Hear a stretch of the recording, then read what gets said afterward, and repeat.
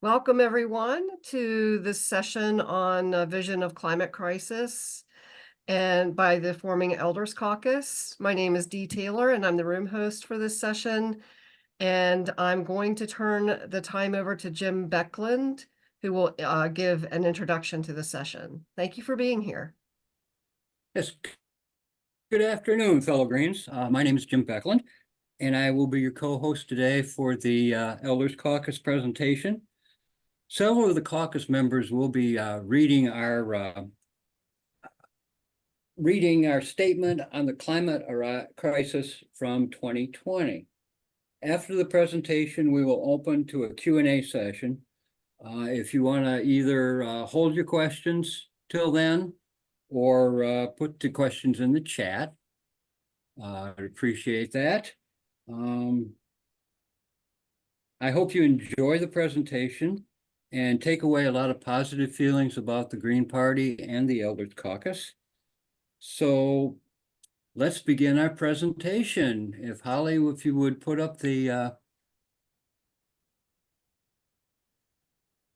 Yes, let me copy.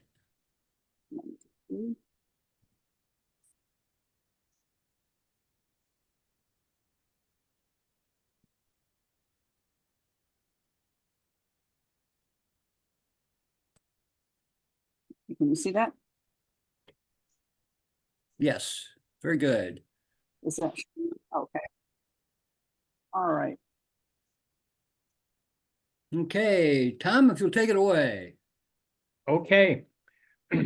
We remember, well, I will repeat the title, A Statement on the Climate Crisis by Green Party Elders from May of 2020. We remember when the world had twice as many animals and half as many people as it does in 2020. When we were young, there was 50% more forest. The Arctic's sea ice was bigger and made of older ice, and much of the winter rains we see today came as snow in our northern communities. We remember the post-World War II prosperity and how widely it was shared when democracy seemed ascendant, when the Civil Rights, Voting Rights, Wilderness, Clean Air, and Clean Water Acts were all passed within a few years.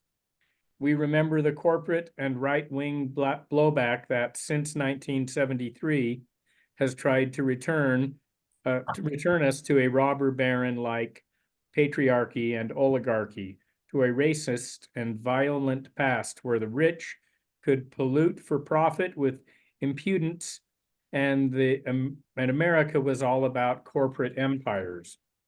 We remember a time before global warming was a catchphrase, but also understand that the climate crisis didn't happen overnight. It's been exacerbated by greed and corruption in high places, but the roots go far deeper. When we look for those roots, we realize that climate change is only one symptom of our culture's ecocidal disruption of natural systems.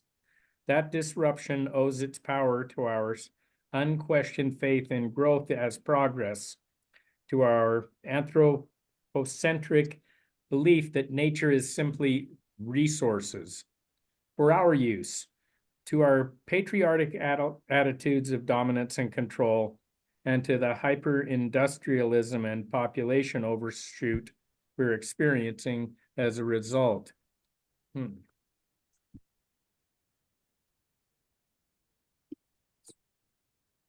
Okay. We Green Elders have not only seen the climate crisis developing over time, but we see it a bit differently. We realize that the solution to our energy crisis involves much more than substituting alternative technologies such as wind and solar for fossil fuels and nuclear. From the green perspective, an understanding of the connections among ecology, equality, democracy, and peace means that to address the climate crisis and mitigate the results we are too late to stop, we must not only halt carbon emissions, plant trees, and stop the insanity of overlogging and of burning millions of trees annually in biomass energy plants. We must also fix our broken political system, end militarism and wars, and embrace a community-based, socially just model of economic transformation. Holly?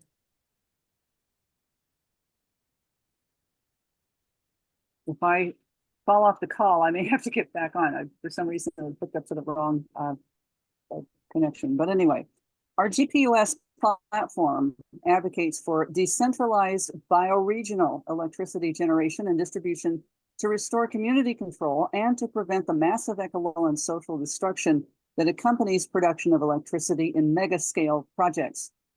It also calls for reducing our energy consumption and cites the moral responsibility we have to all our relations and the need to halt the destruction of habitats which are being sacrificed to unqualified economic expansion. And you can find the GP platform on gp.org, and just on the top menu, put platform, and we are under in ecological, I think ecological wisdom. And there are several sections that you can read about that. As elders, we remember the early days of the alternative energy movement and the importance attached to keeping such energies appropriately scaled and community controlled. Today, we see neo-environmentalists lauding as green any mega-scale corporate project involving solar panels or wind turbines, no matter how ecologically destructive the project may be. We oppose the colonial attitudes toward rural and wilderness areas such development often represent. We see these mega projects as a transition to renewables according to the rules of the current centralized corporate controlled system that is fixated on growth and profits. It plays into corporate agendas that enable our wasteful energy appetites when what's needed is to rein them in. The hard reality is that the scale at which the modern industrial civilization operates is a big part of the problem. Richard Heinberg of the Post-Carbon Institute warns us that we can only have a post-carbon future if we in the heavily industrialized nations reduce our energy use significantly. James Kunstler, author of Long Emergency, questions the viability of large-scale solar and wind projects when we run out of fossil fuels. In the long run, he concludes there is no energy resource that will allow us to continue using energy at our current rates. Thus, in a world of human overshoot, it's imperative that we downscale our hyper-industrialism and our wasteful overconsumption. We believe that negative population growth through the encouragement of smaller families is also critical, as detailed in our green platform. During our lifetimes, we've witnessed an unfolding tragedy as one species after another flickers and dies out. We are experiencing what many are calling the sixth great extinction, and these alarming die-offs are a direct result of the sense of human entitlement upon which industrial cultures are based. As Chickasaw author Linda Hogan reminds us in her essay, The First People, quote, "We are losing everything of true worth in this world. In all the four directions, the animals are leaving. Through our failed humanity, they are vanishing. And along with them, we are losing something of utmost importance, the human traits of love, empathy, and compassion," end quote. These extinctions also represent a great weakening of our life support system. Industrialized societies have been slow to recognize our absolute interconnectedness with and interdependence on the other creatures we've evolved with on Earth. Having appointed our species as somehow separate and superior, we sought to manage, control, and exploit all others to our own advantage. The upshot is that we've compromised not only the opportunity for future humans to have a good quality of life, but even our chances of surviving as a species. Greens believe it's critical that we recognize how destructive our culture's human-centeredness is as we try to move to more earth-gentle, sustainable lifestyles. The climate crisis is not merely at the door now, it is ransacking the house with fires, floods, and famines, driving millions of people from their homes and fostering wars. We have seen politicians dither, corporations lie, good science bashed, and democracy squelched to protect the power and the money of the polluters and the politicians they pay. Every time the scientists come out with a new report, it is more dire than the previous one. forecasting faster and more disastrous results, while still lagging behind the ever more dangerous reality. Green Party candidates were calling for a Green New Deal several years before anyone else picked up the cry. We welcome all the Green New Dealers and everyone who has been developing pragmatic approaches to community-based economics, such as Michael Schumann's suggestions for a community's economic resilience, local ownership, local investment, economic diversity, regeneration/sustainability, innovation, social equity, connectivity, and social performance of business. Yet preparation for meeting the coming escalation of climate disasters was considered a boring topic by most people, until our country faced the gargantuan disaster of the COVID-19 pandemic with almost no governmental preparation. Now it's clear that preparation at local, state, and national levels is essential for survival. Vulnerable populations such as people who are elderly, poor, sick, or disabled have to be given thoughtful attention in planning for emergencies brought on by our damage to the Earth's biosphere. For example, people who are older or disabled often need assistance very quickly when orders go out to evacuate from fires or hurricanes. Therefore, in addition to developing community emergency response teams, CERTs, throughout our towns and cities, we need to develop communication networks that are embedded in neighborhoods. People are needed within neighborhoods who will volunteer before any disaster to check on elderly or disabled neighbors and develop plans for evacuating them along with everyone else.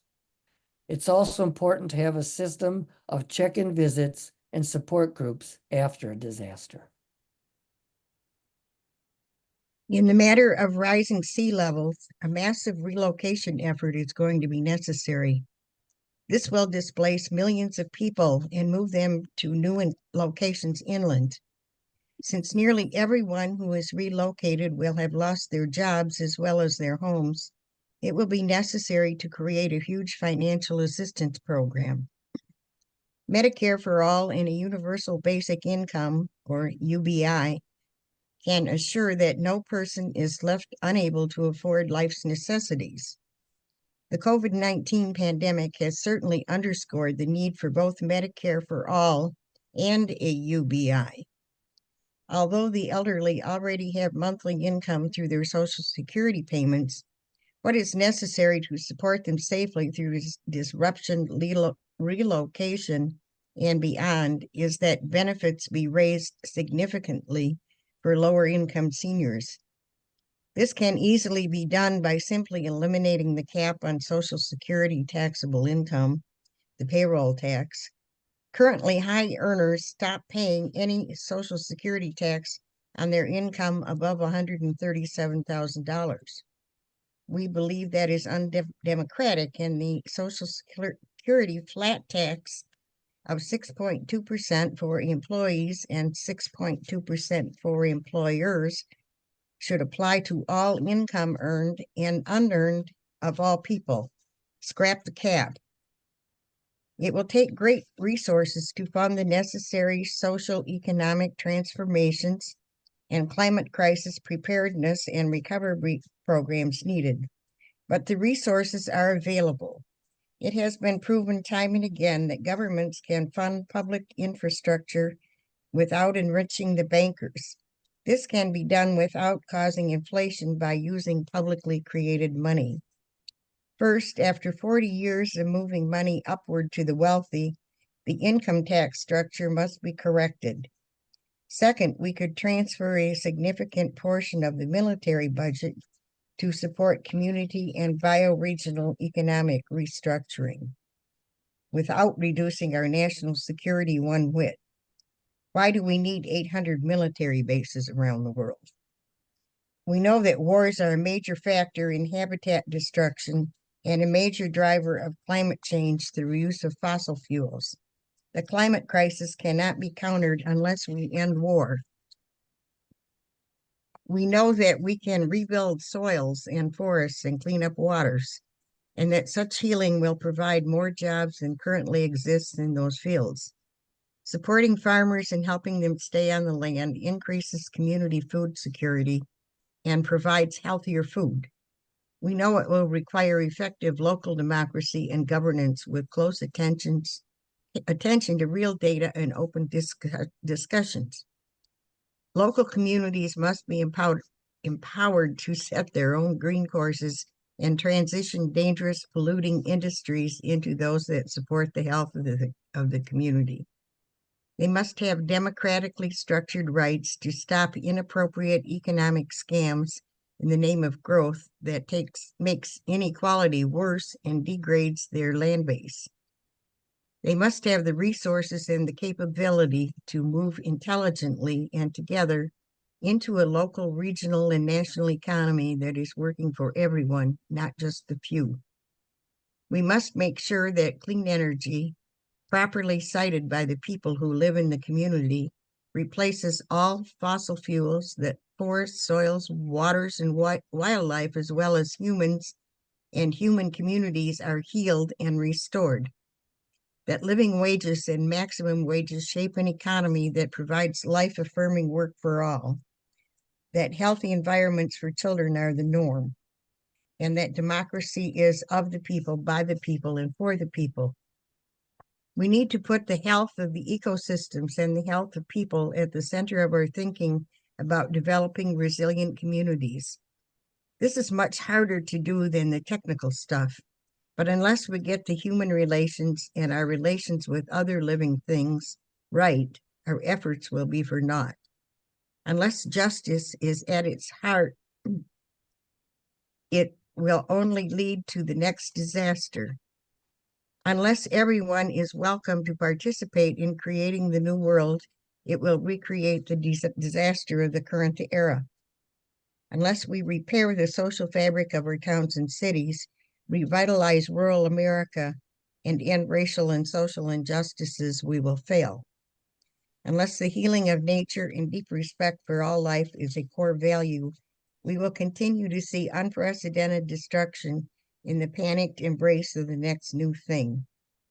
As elders, we know that it is unlikely that we will see the worst of the heat waves and storms that are being baked into the climate today. That is the unfortunate legacy for the youth. We may see the end of the coral reefs, the tipping point pushing the Amazon from forest to scrubland, a world in which only billionaires have a say in the halls of government, continents on fire, and the catastrophic die-off of the ocean's phytoplankton. It is these disastrous possibilities, more probable by the day, that compel us to speak out as clearly and forcefully as we can.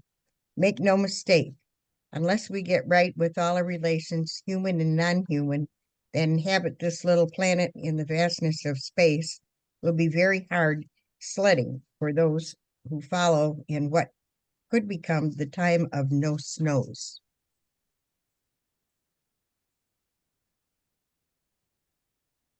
Thank you. I want to thank all of our presenters, Tom King, Holly Hart, Lou Novak, and Rita Jacobs. Job well done, guys. Before we go to the Q&A, several of our presenters would like to make some further comments. Holly, if you would like to go ahead. Yeah, I had one that I wanted to read part of an article by Paul Street, and some of you will know who this is, some of you won't, but he writes you'll see him in Popular Resistance, Counterpunch, and other Jacobin, and he's well respected in Chicago school. He's from Chicago, and he was someone who would be a self-styled Marxist from way back, but who had been actually promoting the Green Party and ecology. And I thought this might be very relevant for people here, especially those interested in this sort of thing. So I wanted to read just a little bit of a recent article that he wrote. He had a cute picture of his dog too with green eyes, but I don't have that. But so he's writing One reason to listen to, quote, old people, and indeed to know and study history, is that doing so can help you develop a sense of how things have changed over time. There are now untold millions of children and young adults who have no experiential sense of how new and unnatural it is to have mild winters interrupted by a polar vortex or two, courtesy of meandering jet streams, followed by overheated Aprils and Mays, and then summer droughts interrupted by occasional epic downpours that swamp water management systems in the upper Midwest and Great Plains. The lethally risen temperatures of today are, quote, normal reality for a teenager. And actually, where both of us live, it was normal reality for a lot of it, but the seasons are changing in terms of which month they're taking place in, and that is having an effect on the food supply. And so if you're concerned about eating, it's something you need to be concerned about. He mentioned his first experiential understanding that the climate was truly changing was in the 1990s when an epic heat wave killed thousands trapped in urban heat islands in Chicago. And a rainstorm flooded his basement in DeKalb, Illinois, wiping out his collection of history books. Also, the city of Chicago flooded the Midway Plaisance with water that turned into ice in December, creating a giant ice skating rink that lasted through February in the mid-late 1960s. And some of us might remember when we had little skating rinks in our front or backyards. So he says, I'm not into single issue politics, and those who read me know that I think climate crisis is the outcome of growth addicted, inherently cancerous capitalism, and that global warming cannot and will not be remotely solved under the capitalist imperialist system. That said, if I had to choose one of the official single issues that pollsters ask about as my top one, I'd have to pick climate for the reason I just gave. There's no democracy, no social justice, no equality, no love, no art, no music, no socialism, no communism, no liberation, no football, no Hitler, no hitters, no Caitlin Clark shooting logo threes, no poetry readings, no concerts, no learning about distant galaxies on a dead planet. Beware of new normals. One of the reasons that Marx, Engels, and other socialists and communists of the mid-19th century ended up believing incorrectly in their time that the Western industrial proletariat was a revolutionary class destined by historical law to go to be the gravediggers of the bourgeoisie was that they witnessed the righteous rebellion of working people who were confronting full-time wage labor and the dark air and river polluting satanic mills of early dehumanizing industrial capitalism, not as the normal way of things, life in the economy, but as new and disastrous systems and impositions. The first and second generation proletarians still had direct memories and cultures rooted in pre-industrial life ways and work lives. Industrial capitalism has not yet become the way of things, or had not yet become the way of things for these workers. It takes about 2 generations for people to accept a new normal. That doesn't mean that people don't rebel against that, but that is a very different concept that does have an effect on how people change things. Finally, he says, I worry that people easily become too used to shocking images and stories. Vast swaths of Gaza blown to bits by US bombs, children buried in the rubble. Oh, well, that's life. Another ship of desperate Africans fleeing climate-related poverty, drowning in the Mediterranean. Well, yeah. Yet another mass shooting ends on the lives of innocents in a school, restaurant, or shopping center. That's standard now. Mothers and children trying to escape US-imposed misery in Latin America, caught in razor wire land by vicious nativists at the southern border. Well, of course.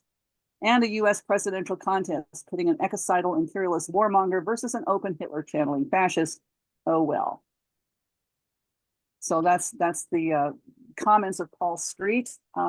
You can read his work, and I think he would call himself a red greenie or green socialist or whatever, but I think a lot of people here would find his writing quite interesting.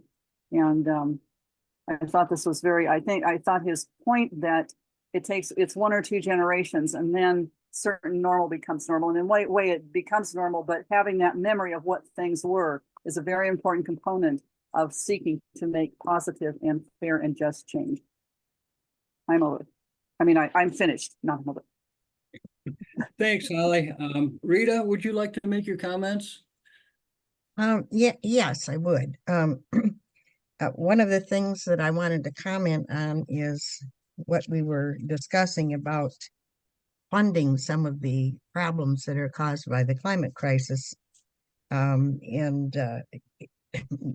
We stated here that governments can fund public infrastructure without enriching the bankers by using publicly created money. And I just want to make a couple comments about that because right now, as the way of funding everything is for the government to borrow money by issuing bonds.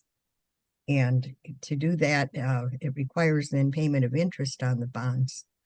And in the past year, the national debt has reached $35 trillion. And for the first year ever, the interest on the national debt exceeds what is spent on the military budget. And I think most of you hear about the military budget all the time, and you know that's up in the 800 plus billions of dollars every year. So we have a situation here where the amount of borrowed money by the government is becoming unsustainable. And when we talk about using publicly created money, we need to understand that that would need to be money that is not borrowed by the government by issuing bonds. If we want it to be interest-free, there would have to be some kind of change in the way money is issued. And it might be similar to what President Lincoln did during the Civil War when he listed or created his special dollars, greenbacks that were used to fund the Civil War. And so we're not talking about doing some simple shifting of money around, because that's not going to work anymore. Okay, not when the interest is exceeding the military budget. So yeah, anyway, that's mainly what I wanted to comment on. Thanks, Rita. Questions?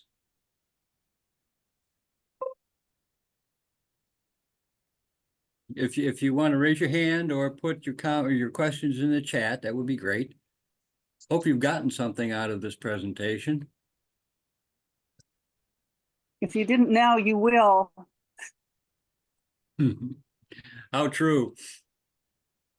You know, I don't have a question, but while other folks may be getting ready to raise their hand or typing in the chat, I'd like to you know, I think Holly's her reading from Paul Street was important, and that it pointed out that, you know, if we're really going to address the climate crisis, we have to address the crisis of capitalism.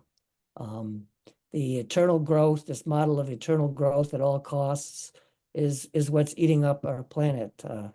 Not in addition to the climate crisis, the other resources that are slowly dwindling away, becoming much more expensive and hard to obtain.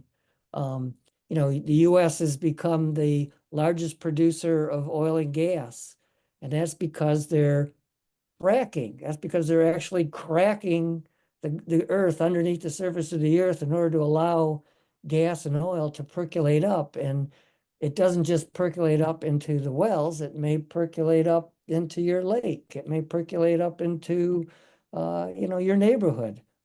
It's a big issue, and it's a long time in coming that we address it adequately. Thank you.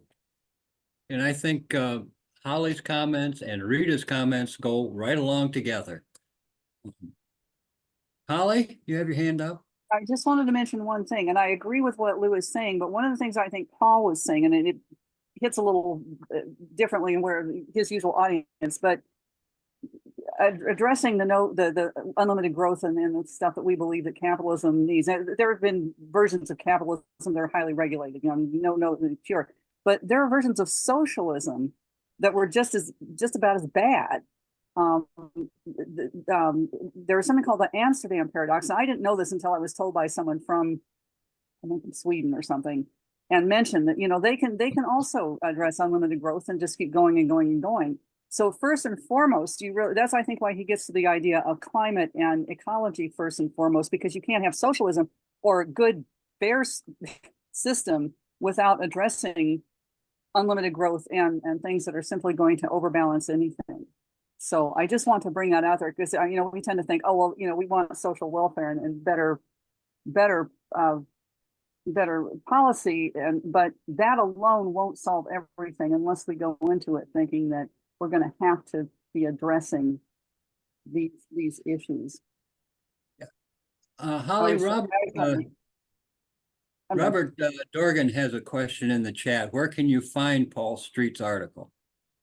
This is a lazy answer, but if you just put Paul Street and do a search, you'll find writing. He's often in Jacobin, I want to say Counterpunch. Oh, he's on Substack. Paul Street on Substack. He's got his own articles there, and you can find that. So I think if you start there, that's where I would go to find stuff. I usually find them on Facebook, but we live part of the year he lives close by where I do, so it's that's how I ran into him initially. But I would check out Substack and then just do a Google search for Jacobin and let's say Counterpunch, and there's another one that I think it's those two I would mostly recommend. And when you get to one, you're going to find the rest because he has a bibliography that you'll get. Mike, you had your hand up.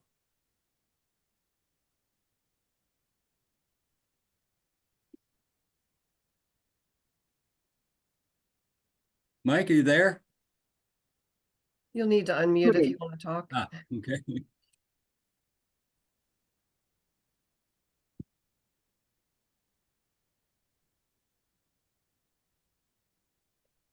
Can you unmute yourself, Mike?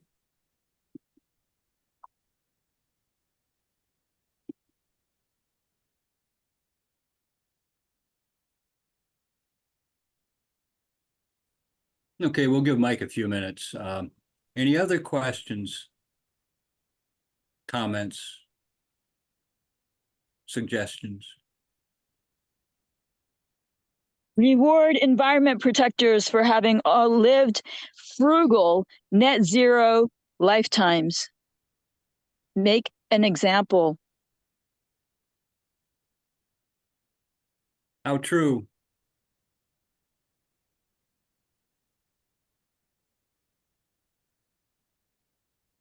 Mike, are you there?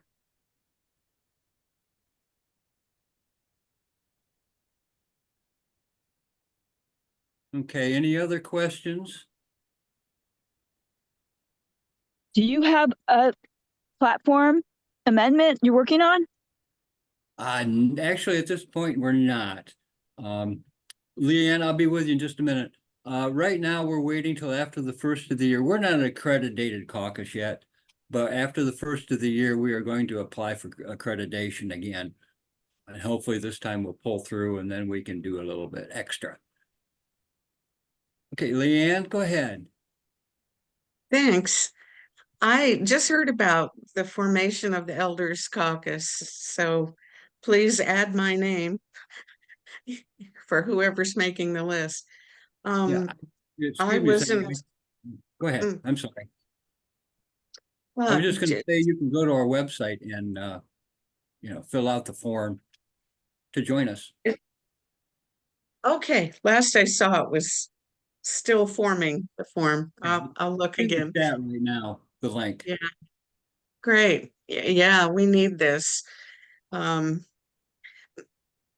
than institutional wisdom we're passing on is this ecological wisdom that's so important. I'm following on Rita's comments, and that's been much on my mind about monetary policy, even though I'm trying to stay particularly focused on the environmental issues in North Carolina.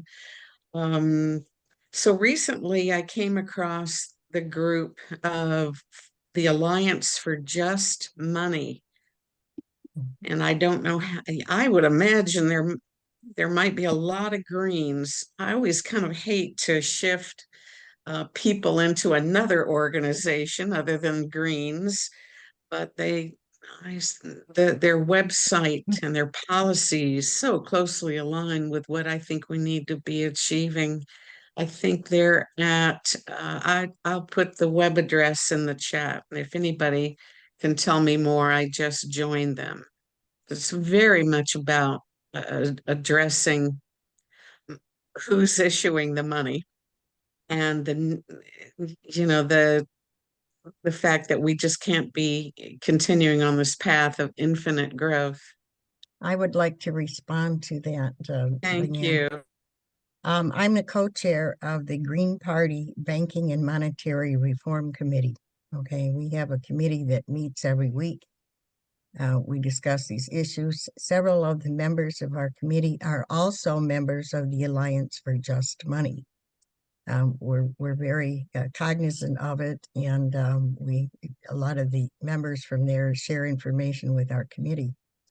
And I wanted to mention that is actually the arm of a larger group called the International Movement for Monetary Reform.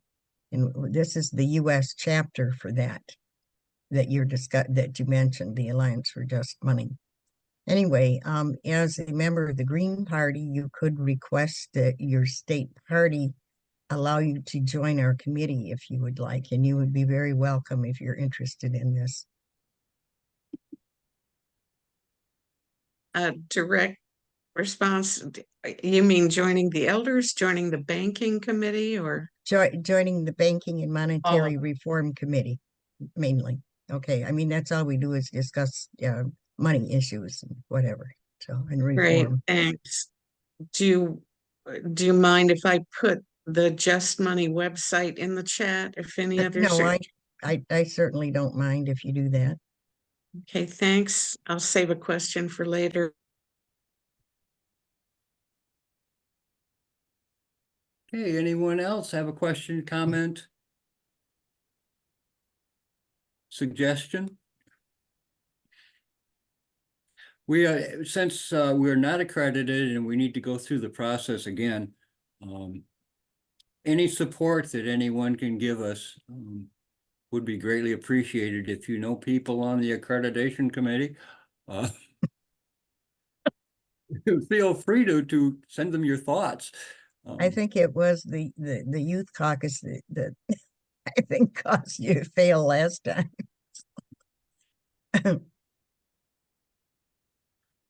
Yeah, I think we're going to be stronger this next time and have more support. I hope so. Yes, and the person that's heading up the youth caucus right now is not the same. Oh, that's good, you know. Is anyone interested in a proposal based upon this whole letter you just read? That would, I mean, why not just create a proposal and ask your state or another sponsor? It doesn't have to be this caucus. What do you have in mind? If you put your name in the chat, I will add you to the list of invitees. Okay. I mean, actually, I guess I'll just open the participants list up and see. Thank you. I'm in the Eco Action Committee and trying very hard to get somebody to realize that the Green Party and Jill Stein even could actually just tell the public, we're going to start rewarding people who are net zero, who are climate creditors, who are not climate debtors, who are climate neutral, and they've saved the rainforest. And why don't we, if we reward those, then people who are protesting will get off the streets and start saving the redwoods instead. And then they know they're going to get rewarded a living wage for that work because it's proven that people who have already done that work have gotten paid. Thank you. Yeah, Holly, go ahead. Yeah, Elizabeth, would you please put your email address in the chat so people can contact you if they're interested? Okay. Put your email address in the chat.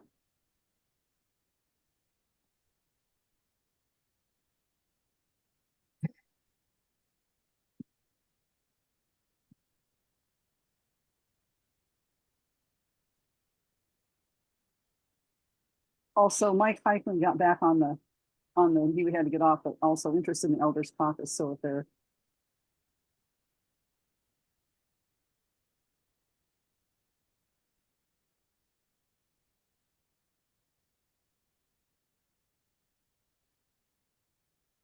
And Jennifer has her hand raised.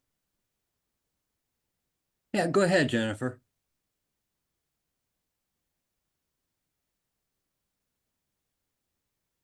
You're muted. You need to unmute. I'm trying. Okay, Yeah. okay. Okay.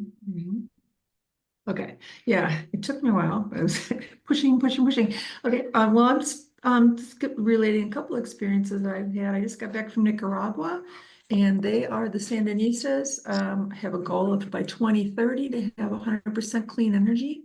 And of course, they have geothermal with their volcanoes, but they also use, the water, so that it's like, there's just a lot of plans on this, and they're almost already to their goal to be 100% independent, and also they're going 100% food sovereignty. So despite all the sanctions, but I mean, it's reassuring because being in Florida, we've tried to get the electric company, like like in 2000 about, solar, and they were just, blowing it off. And now it's really great to see big solar farms in Florida. And I was driving up to Illinois from there, and I saw solar farms in Florida and Georgia. And what I always loved going through Illinois, because you're through central Illinois and you see these, the wind turbines, and it's beautiful. And they're in Europe. I mean, it's being done. And so, I mean, it's not like something that, well, we don't know if we can implement it, but, and when a little country like Nicaragua was blowing us away with their energy and, sourcing and their legitimate goals for something like this. I mean, it's certainly something to spur us on, in my opinion. So that's all I have to say. Well, I think we've come a long way.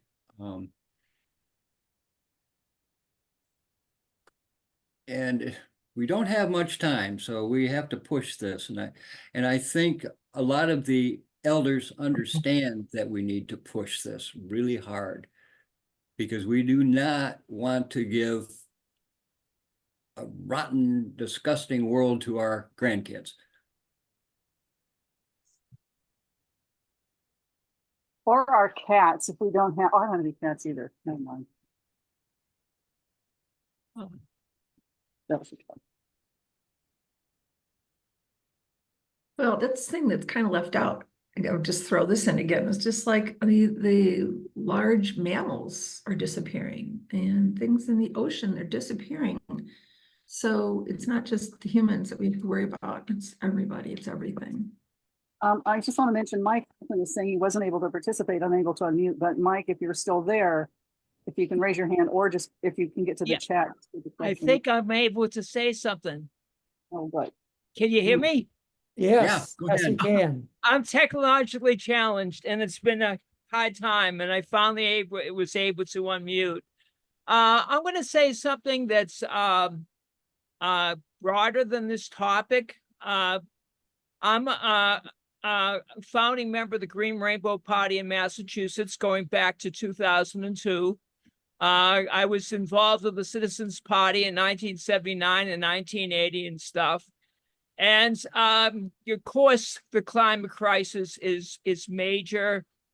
The threat of nuclear war is upon us. These are terrible times, dangerous times. And my daughter is in her 30s, and I'm not confident that she's going to end up living to be an old person like me and most of the people here. I'm concerned about the weakness of third parties in general and the movement in the left specifically. And I've been an active member of the Green Rainbow Party since 2002. And I just wanted to express that we need to grow, and I don't think we can do it by ourselves. I think that we have a coherent political tendency, and we've been around, and we're the strongest. And this is, I say this in a weak kind of way, but we're the strongest third party in the country for about 20 years right now. And that's pathetic to say that, And I'm glad that somebody read something from that person, Paul Street, who's a member of the Revolutionary Communist Party, Bob Avakian. And his politics aren't identical with us, but he's got good politics. And I just want to express my conviction that we need to reach out and to be interested in a broader political realignment. And I think that elders can play an important role in supporting this idea. And I just wanted to throw that out. It's like, Jill Stein is third time running for president. She's going to be nominated, and she might get 1% of the vote. And there's Cornell. It would have been exciting if he had run as a Green. But after the election, and before the election, we got to reach out to them and support their campaign. It's that we should be competing with them. We should be supporting their campaign, and we got to do something regardless who's going to win in November. We know this, whether it's Biden or it's Trump. We got to do something about the weakness of the left and third parties in general. And I just want to throw that out and ask if anybody wants to respond to it. Thank you. Okay, I see 3 people have their hands up. I can only see Jackie. Who else is Oh, and Jennifer and Leanne. I'm not sure who was first. Jackie, I'll let you go ahead. Thank you. I was first. Okay. Yeah. Get that right. Mike, I just want to tell you that I don't know how closely you've been following Jill Stein's campaign, but Jill has definitely been reaching out across all of the left groups. If you go to Jill Stein's YouTube and you listen to some of the things and some of the people that have interviewed her, you will find that she is a great spokesperson for our party and bringing and sharing with all of the other groups. There is no animosity coming from our direction to any of these groups. We're supportive of all of the third party, maybe not RFK, he's not a party, but we're supportive of all of them. So I think that you'll find moving forward, and especially with Jill's campaign. And when you say about her only getting 1% and we should just be supporting the other people, the thing here is that of all the candidates running, Jill is the only one who doesn't take corporate money, who's standing up for Gaza, that is going to be on enough ballots that she could get elected. So we have to put all of the groups should be putting all of their support behind Jill, because to have a third party that could even be strong enough to be that way, we need to do that. We split her into tiny little things and we don't get anywhere. Well, we all need to work together. So thank you for what you said. Okay, Jennifer and then Leanne. Okay, well, I just want to say I lead with a positive way when I speak to people, because if you go back to Ballotpedia, you can see that we are the 4th largest party in the country. So I'm not very apologetic when I talk to people. I mean, I'm not confrontational, but I'm very friendly, like, hey, it's a positive. We're the party. We're the largest party on the left by far in this country. And as far as Cornel West, I was a big believer. I've always loved him. And when he was at our 2016, I was so excited to give him a hug, and just I shook him by his shoulders and what took you so long? And he goes, well, I'm here now, baby. And, but the thing is then when he was running with us, I was like, threw in a lot of money for donations and I bought a t-shirt and everything. And, the same logo he has now, but in green, I'm black. And it was like, I can't even wear it because they were talking. It was all over the social media about how much debt he was. So I got a feeling that he got bought out by the Democrats because that's when he left. Because I'm thinking, oh wow, how are we going to explain that? He's behind like $500,000 child support, and I didn't know he was married 5 times. A lot of stuff I didn't know about him was coming out, and I don't hear it anymore. And he's just out there, and I think he's going to divide the left. And I really feel like he's going to.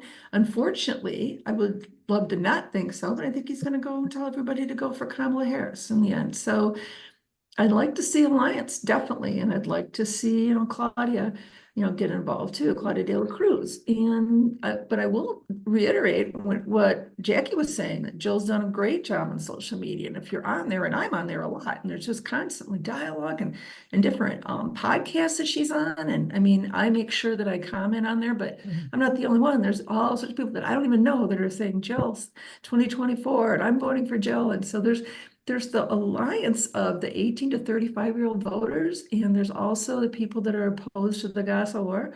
And this is, well, the genocide, actually. And I mean, there's just people that are fed up and they want better solutions. And I'm excited to be up here in Chicago to be at the DNC and then, chiming in. But I mean, that's the thing. I don't feel that we should be, feel like we haven't done the right thing because we've been here for 40 years and we've been really working against the largest, most powerful empire in the world. So I feel like we've done pretty good. So over. Leanne, did you have another comment or question? Yeah, go ahead. Adding to the discussion, I was very concerned about environmental education in my state, North Carolina. We have a lot of threats, and I'm pretty action oriented. So, not to tout my abilities, but I happened upon Missouri's slideshow presentation recently and was very inspired. I forget the fellow's name, but the Green Party out of Missouri has a sort of a new green intro. And among them are some really well done environmental slides. And so I've incorporated those into a slideshow I run here.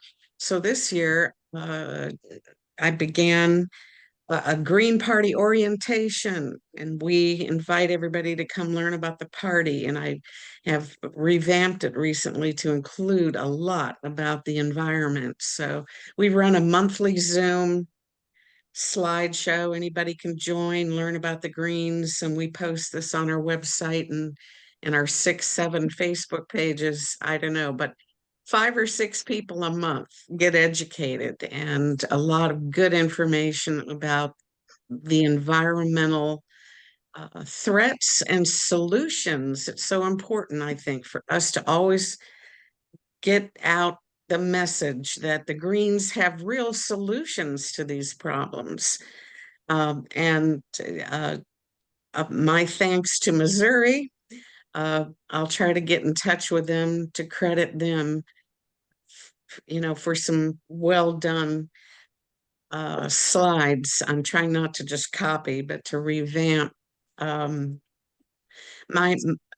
came from a Michigan farm family, Lou, and the operation is now in North Carolina. My son running a regenerative agricultural farm on so little acreage, runs all year long and feeds hundreds and hundreds and hundreds of people without fossil fuel, except for what it takes to drive to the market.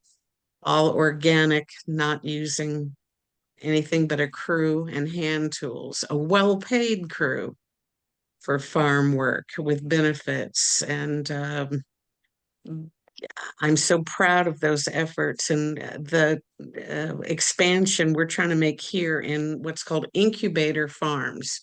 Young farmers eager to change the monoculture system, who can work with the state ag department on these incubator farms. They don't yet have land of their own, but they can have a big impact. So there are things to do and solutions to present. when we're not talking on Zoom. Thanks.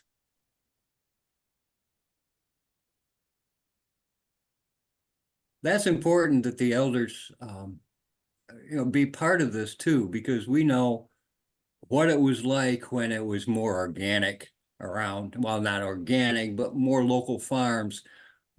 My father was Yeah. a grocery owner, and they would get food from local farmers to sell in the market. And people don't see that as much as they used to. But anyway, there's two people has their hand up. Who else besides Jackie? I don't see it. My Elizabeth name is Joe Green. Kahn. Okay, Joe, go ahead, and then it'll be Jackie. Well, real quick, I think the thing is we have to do two things at once as a party. And I speak from experience. I ran for city council in my city of 29,000 people twice now. Completed my second campaign last year. I didn't win, but I did win a precinct, which has never happened. 4 years before that, I was the first Green to run in a election in my county. We have in Indiana one person who was in an elective office, Jane Young, over in the Fort Wayne area. She was an environmentalist for a long time and is on an environmental commission over there. So I think it's much, much harder to win elective office than I thought. I thought it would be easier, and it's not. The entrenched parties have a base of people that they draw on that makes a formidable obstacle to getting elected. However, I got 36% more votes this last time around than I did the first time, and I didn't do too badly the first time. So you have to keep plugging away at this and find the smallest local office you can run a candidate for, and then hopefully win, govern well, and then move up the food chain of elective offices, as well as doing national elections. And the party I received some money from the national party, and I'm very grateful. It came in a timely period, and it was put to good use on signs. But my campaign was still underfunded compared to the Democrats who were the incumbents and beat me. So I know more now than I did when I started and how much money, but in my case, I think to be a successful candidate in a city of 30,000 people, I would need about $5,000 or $6,000. And I spent $3,000, and that was probably another $2,000 more this time around when I self-funded. So it's a learning curve. But you have to just get candidates out there and run. And it's just as simple as that. We have to have candidates running at the local level, and we have to, as a national party, support them. And one thing I think would be crucial is if we had a new media sort of component that could parachute into a campaign and help them get started on new media. I ran a number of things, videos on YouTube, and ran Facebook pages and messaging on that. But younger people don't listen to Facebook. I mean, they're not on it. That's grandpa's tool, you know. So the one last thing, and I'll shut up, is that I'm a member of an organization called Northwest Indiana Medicare for All. And I co-founded that 6 years ago. And we've been doing polling on the issue of Medicare for All in 3 of our Northwest Indiana communities, going door to door and asking them their opinions. And one of the things we do is we ask them about their party affiliations. And in the town of Highland, where our U.S. Representative Frank Mervan lives, we polled his precinct. We polled a precinct in Gary, and we polled the precinct in my home city, Hobart, just this last summer.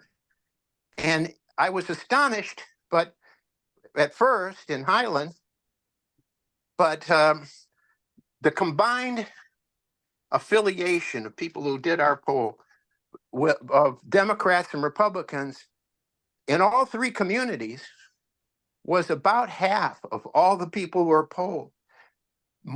That's combined, Democrats and Republicans. Nobody had more than 40% in any of the communities, and Gary is a very heavily Democratic city. But the point I want to make is that the other half are people that are fed up with the two-party system. They know it's corrupt, and they need to be given viable alternatives so they don't feel like they're wasting a vote. And I think at a local level, the only way that's going to happen will people have confidence in voting for a green is to persist. You just have to show up at the parade, show up at the town meetings, the picnics and whatever, and let people know and be familiar with the Green Party. And it takes years. It will take years to do. And so the sooner we get at it and start running candidates and start getting out there at the local level, the sooner we're going to start winning. And once we win at the local level, we'll develop a bench so we can start running for things like state legislatures and then Congress and others. So that's my thing. Thank you for the time. Thank you, Joseph. Jackie? Yeah, I just want to reply, actually, a quick reply to the last three people that talked. I'll start with Joseph. You're right, very, very right about local offices. One of the local offices that in a lot of states is the water district. And in my estimation, there should be green on every single water district that we have in the United States. We need to watch our water. Water's life. The second one is to Leanne.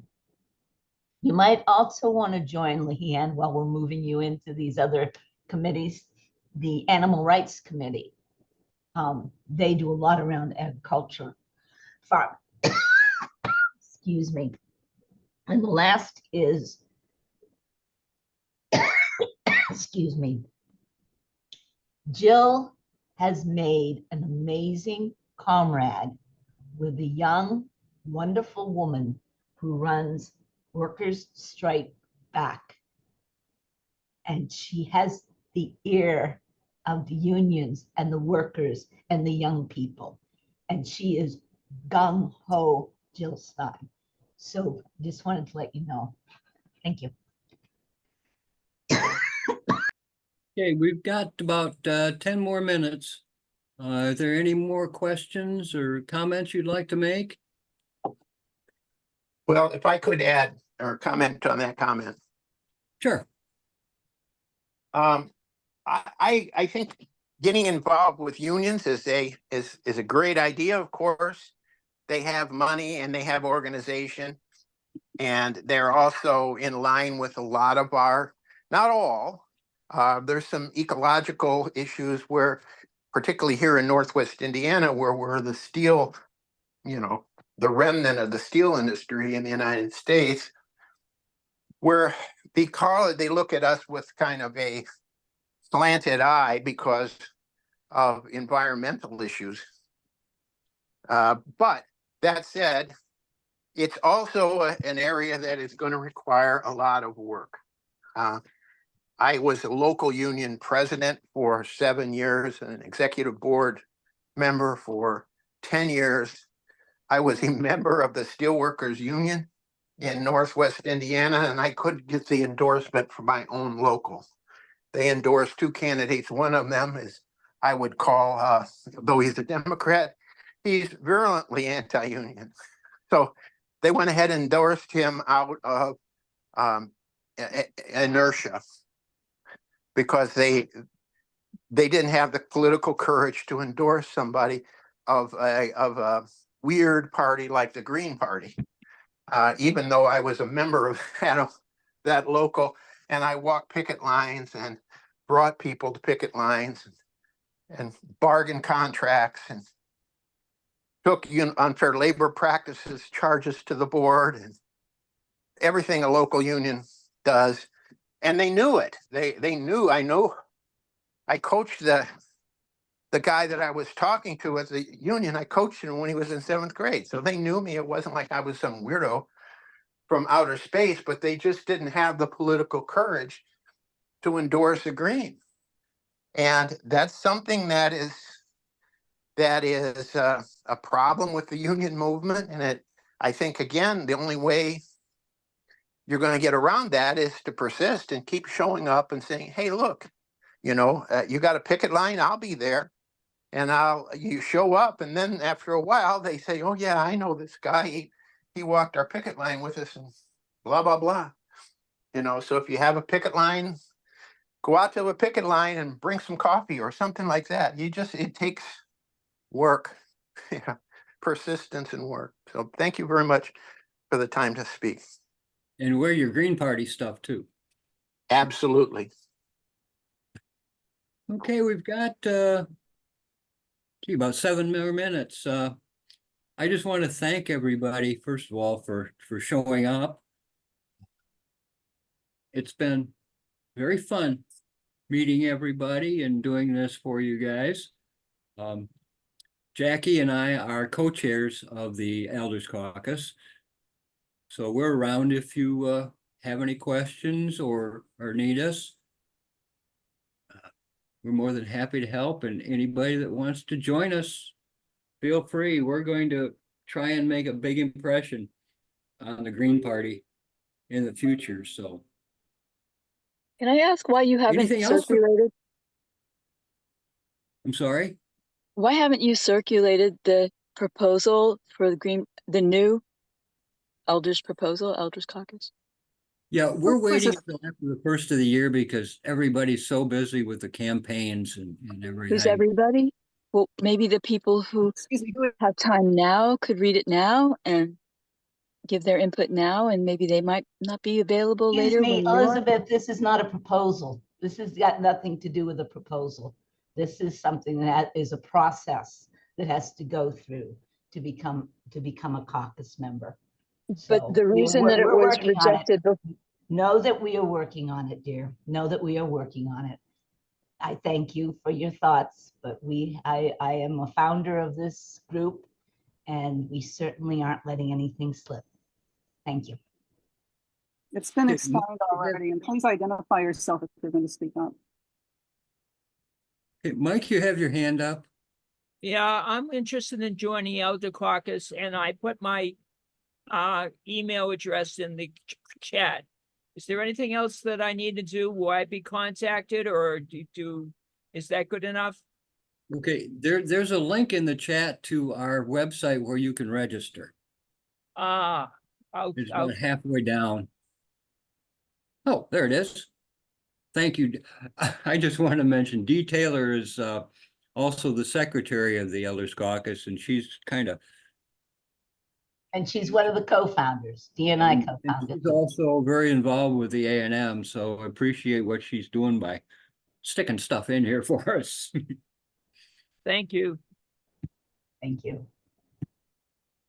Thank you, everybody, for attending. This was very, very good. And those that did the reading, and Holly for her help on everything as usual. Big mouth. It's been fun. I've enjoyed this. It's going to be a busy weekend for all of us here with the Green Party. Is it tonight or tomorrow that Jill will be announcing her Tonight. VP? Tonight, pick? tonight. At 8 Tonight? I o'clock. thought it was about 8 o'clock. Yeah.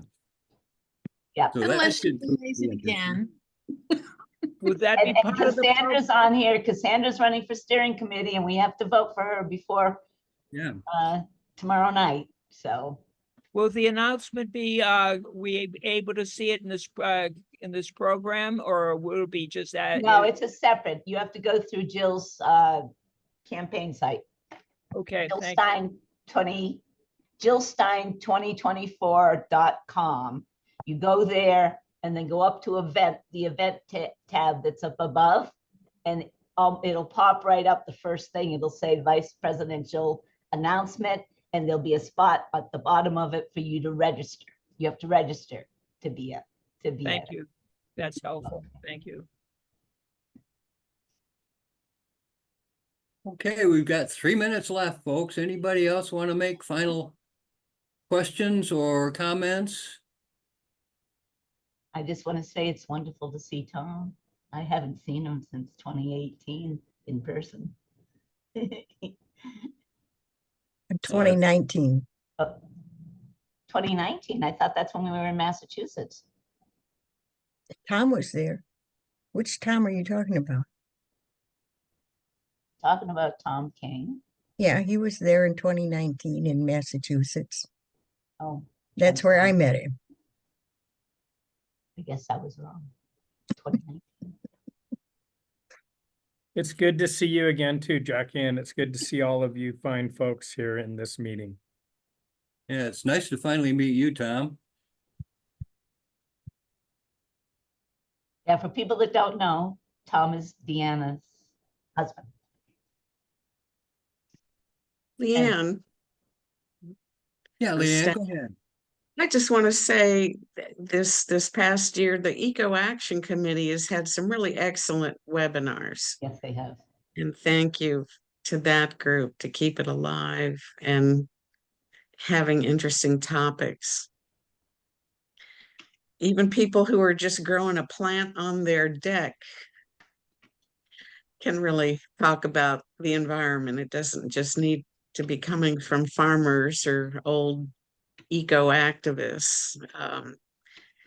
It's such a serious thing, and we need to get our people more involved with it and not sidetracked. Huh? Yeah. Thanks. Okay, well, thank you all. We've got a minute left. So again, I appreciate everyone showing up.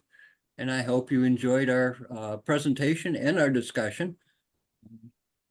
Everyone take. I'm going, oh, sorry, Jim. I was just Go ahead, gonna Dee. jump in and say thank you to everybody for attending this session.